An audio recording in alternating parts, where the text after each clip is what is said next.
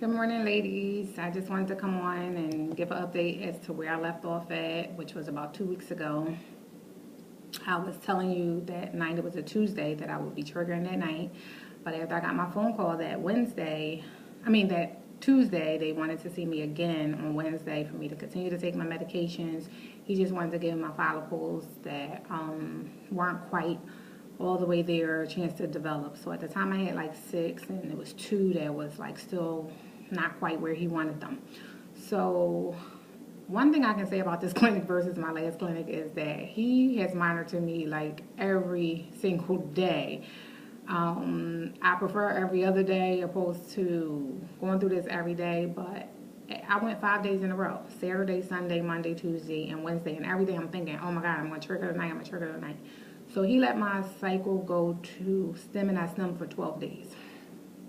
I can't recall how many days I stemmed in the past.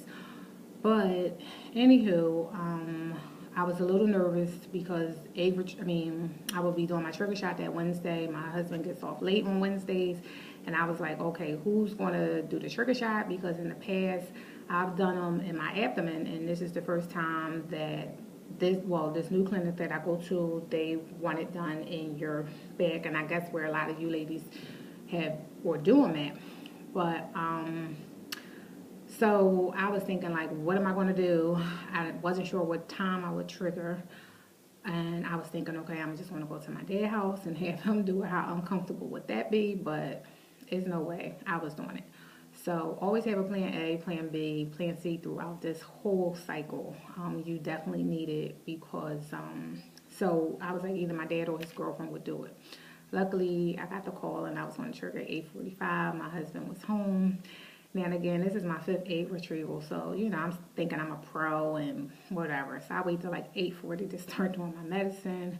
Don't do that. I'm sweating. I'm trying to get the medicine out the bottle. It's like I'm so nervous. I'm really was going through it that night. We did trigger about 8:53, and it doesn't have to be 8:45. They give you like a 10-minute window or whatever, but you kind of want to stick to what they tell you to do. That's me anyway. So I was just like, then my husband watching TV. I'm like, come on, let's, do this. So, and it didn't hurt, not one bit. I didn't even feel it going in. So, it's just the idea of the needle size, but it didn't hurt at all. So I'm just like, okay, cool. So we did that. The next day we get there early. Thank God, because I hate late appointments, especially when you can't eat or drink after midnight. So I tell the anesthesia doctor I have really small veins, and it's really hard if I can't eat or drink anything. My veins is just like, they don't show up at all. They had to stick me 6 times. I was very, very irked, very irritated. I didn't care if they had to stick me 16 times, though, for what I was getting done. Because, you want it bad. But I've never in my life, 41 years, been stuck 6 times in one day. Finally, they got it, and we were about 30 minutes late going into the OR room. I was getting a little nervous. I'm asking the nurse, do we have time? And she's like, yeah, we allot, time for stuff like this to happen. And I'm like, okay. And the guy was like, he's never stuck anyone 6 times before. Although the nurse had did 2 shots too. She tried to get me like right here and another place in this arm. He kind of stuck with this arm where he finally found it at. But we come out the operating room. They tell me I retrieved 8 eggs. 8. I was very excited, very happy about that, because in the past the most I've gotten was 5. Well, last year during my cycle. So all 8 eggs came from my left ovary. I'm not sure if that had anything to do with taking a lower dosage of medicine. I did 225 Menopur, 225 Gano F, and then I did 20 units of the microdose Lupron. In the past, I did 300 of the Menopur and Gano F. So I'm not sure if that played a part, or the fact that I had my cyst removed that I had since last June of 2016. So I had my cyst removed on February 13th of this year. And so I'm not sure if that played a part, or the fact that I'm not working. I hurt my foot, and I've been out of work for the last 3 weeks, so I've been able to relax and just really get the proper rest. Because when I'm working, although my job isn't strenuous at all, I drive 65 miles one way. I work 7 days a week sometimes. I work 12-hour shifts.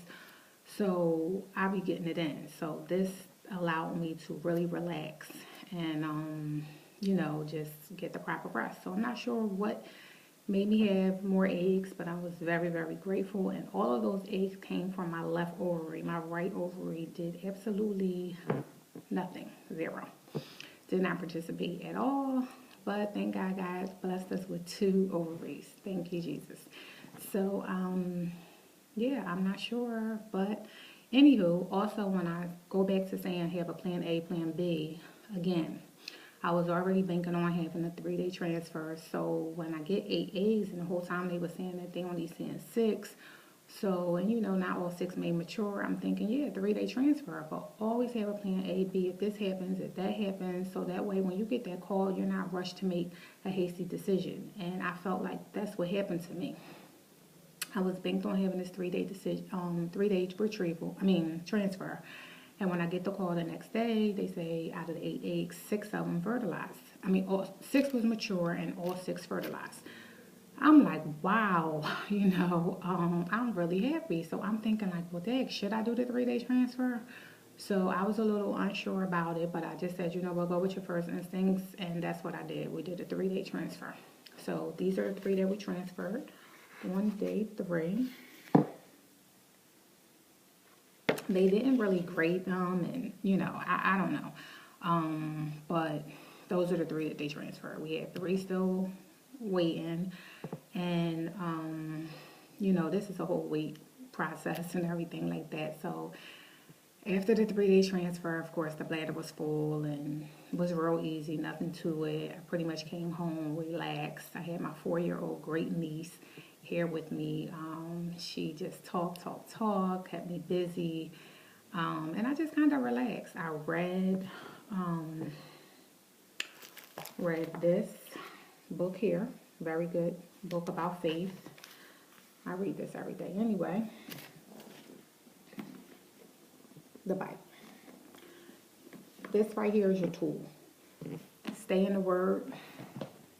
And no better time because this is Lent season, so I'm actually fasting. I gave up sweets, junk food, snacks, and stuff like that. So I'm filling my soul up with spiritually. So it's cool. So that's another thing I did different. I cut all that out.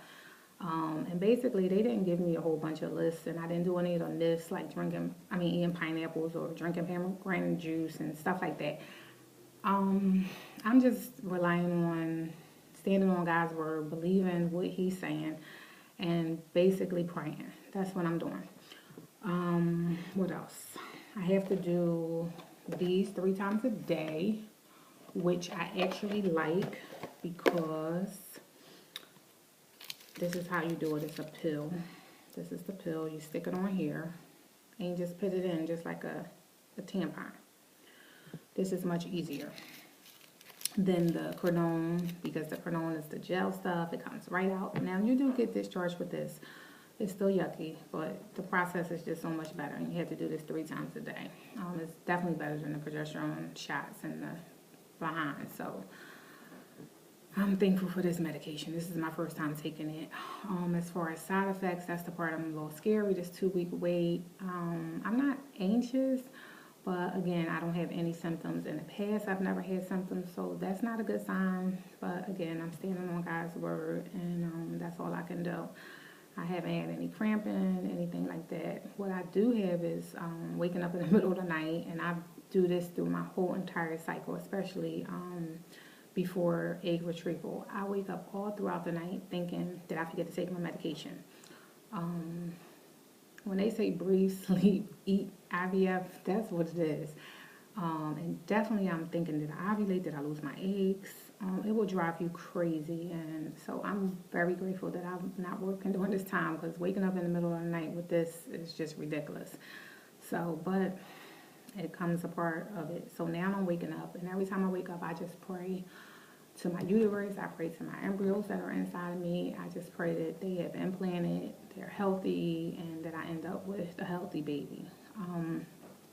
So it's still doing like I said, it's a wait process through it all. One of my TTC Sisters on here. They reach out to me. If you don't follow her, go follow her. I'm not sure if I'm saying it right, but Lily G is Lilig. So we exchange numbers. We've been texting, and it's so awesome to have someone that know why you're so hyped. You know, when you get the phone call about your embryos and what matured and stuff like that. You know, my husband, he's happy if I'm happy, and you know, most of my friends are not educated in this, so they don't really know what I'm talking about. So to have someone to share that with, and they know why you're excited, and they're excited with you, they're praying for you, that's good to have. Looking at the time, because yesterday I uploaded the video and it wouldn't allow me to do it. It was too long. So I'm talking fast and trying to get everything that I said in that video yesterday. What else? So my other 3 embryos, I got the phone call on Friday. Actually, I got an email that morning at like 7:30 a.m. telling me that my card on file had been charged, and that indicated that something had made it to freeze, to me anyway. So I logged on the protocol thinking that, the website thinking it would show me, but it just showed me the bill or whatever. So the nurse called me about 9:30, and she told me that one good embryo had made it. It was a good quality, it looked really good, and you know, she can tell I was disappointed, but I wasn't disappointed that only one made it. I was disappointed that I rushed and did the 3-day transfer. I should have just waited and did the 5-day. I mean, it would have definitely saved me some money versus them charging me for the freeze. And I had contacted my insurance company because I didn't recall in the past my other clinic be paying for when I had a frozen transfer. I mean, when one of my embryos went to freeze. But the insurance company said that the clinic never billed them for that. So I don't know, maybe they just don't charge you, but this clinic did, and I could have saved a lot of money, like $1,800. So that's what I mean about making decisions in a rush. Also, my 2-week wait, I went to see The Shack. I don't know if some of you read the book, really good book, really good movie. Remind you about your faith, and even though it's a tragedy happens to the father and it makes him question his faith, it's not our exact situation, but it shows sometimes how we get so caught up in our pain that we lose sight of God. So it's just a reminder. I'm looking at the time again, I'm sorry. It's a reminder of you know, basically we need to, with this process, you have to have 2 things. That's patience and faith. And without those 2 things, you won't be able to survive IVF. So definitely pray for patience and just have faith and read God's word and believe. So that's a good movie to go watch. And I think I covered everything. I don't know. So thank you to all my new subscribers. Thank you for all the comments, all the encouragement, the prayers. I appreciate them so much, and it's so much needed. It really is. Definitely, if you want to know how this turns out, make sure you subscribe. If you have any questions, feel free to ask me. I'm looking down on this paper just to make sure I covered everything. So my pregnancy test is scheduled for March 20th. No, March 21st. So I don't think I'm going to test out before then. I'm going to just wait until that day and see what happens. Because I don't have any old pregnancy tests here, so I'm not buying any. And again, Alicia, she told me, well, she doesn't test, so I'm not going to do it either. So don't forget to subscribe and check back in another week or so, and continue to keep me in your prayers, and you will always be in my prayers. God bless.